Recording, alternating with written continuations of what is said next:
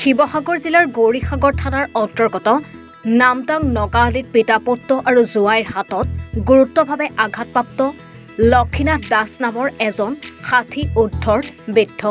নামদাং নগাআলিত মঙলবাৰে নিশা লক্ষীনাথ দাসক ৰুটিবেলা টাৱাৰে ৰঘুনাথ দাস আৰু অৰুণ দাস আৰু লোকেন্দ্ৰ দাসে আক্ৰমণ কৰাৰ ফলত বৃদ্ধগৰাকী গুৰুত্বভাৱে আঘাতপ্ৰাপ্ত হয়।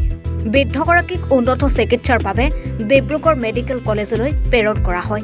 গৌৰীসাগৰ আৰক্ষীয়ে বুধবাৰে ৩ অভিযুক্তক আটক কৰাৰ পাছত ২৩/২৪ নম্বৰৰ গোচৰ পঞ্জীয়ন কৰি জেল হাজতলৈ প্ৰেৰণ কৰিছে। মানে মোৰ পদূলি সিপাৰে মই আহি পাইছিলোঁ যে তেনেকুৱাতে বিশ্ব দাসৰ লগত কাজিয়া হৈছিলে। তেওঁ ফাৰ্ষ্ট টাইম মাৰিছিলে, তাৰপিছতহে মই মাৰিছিলোঁ। আৰু আমাৰ দুজনক এনেই বৰ্তমান মিছাতে ফচাই দিছে। আমি দুজনক মিছাতে ফাঁচি আমি ধৰা মেলা কৰি তৰাই দিছোঁ। এতিয়া মোক গটা মাৰি দিছিলে, গটা মাৰি মই কালিত পৰি এইটো মই এতিয়াও দুখ পোৱাই আছে।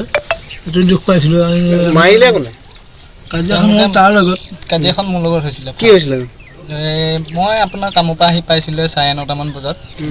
9:30মান বজাত কামৰ পৰা আহি পোৱাৰ পিছত মানে তেওঁ পদূলি মুখতে মোৰ পদূলি সিটো পাৰে অপজিট চাইডে লগ পাইছিলে। তেওঁ লগ পাই মানে কোন হয় বুলি সুধি ৰখি থাকিলে, মোক ঘোচা মাৰি দিলে। তাৰপিছত দন আৰম্ভ হৈছে। টাৱাখনে কোনে মাৰিলে? টাৱাখনে মই মাৰিছোঁ। কেলে? দা লৈ আহিছিলে বাপেকে কাটিবলৈ। গৌৰীসাগৰৰ পৰা কৃতিদীপ্ত ভূঞাৰ ৰিপৰ্ট, এনি ভাৰত 24।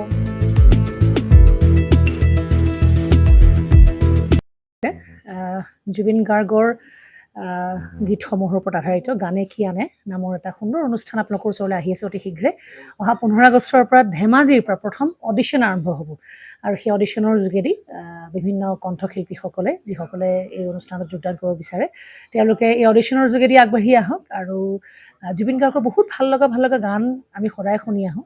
আৰু আপোনালোকৰ যদি ভাল লগা গান থাকে জুবিন গাৰ্গৰ আপোনালোকে গাই ভাল পায় তেন্তে অডিশ্যনত যোগদান কৰক। মোৰ ফালৰ পৰা আন্তৰিক শুভকামনা থাকিল এই সম্পূৰ্ণ অনুষ্ঠানটোলৈ। ধন্যবাদ।